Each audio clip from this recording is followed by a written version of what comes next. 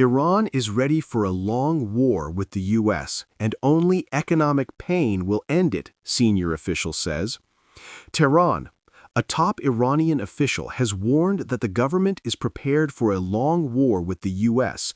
and signaled that it is willing to continue attacking Gulf countries in an effort to persuade them to convince President Donald Trump to step back from the conflict.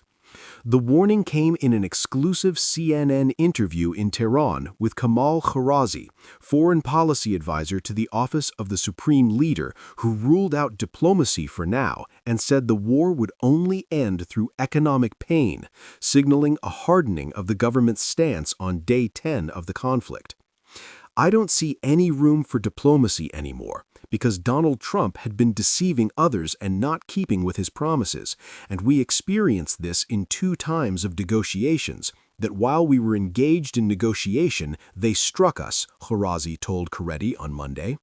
"There's no room unless the economic pressure would be built up to the extent that other countries would intervene to guarantee the termination of aggression of Americans and Israelis against Iran," Kharazi said, suggesting that Gulf Arab countries and beyond need to put pressure on the U.S. to end the war.